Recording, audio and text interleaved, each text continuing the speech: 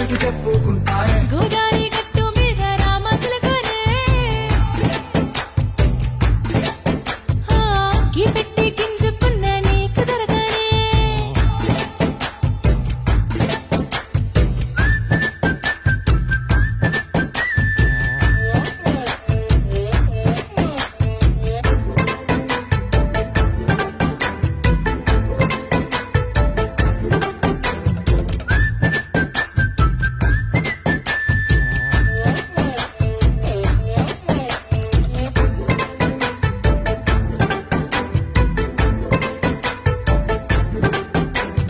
విస్తరి ముందేసి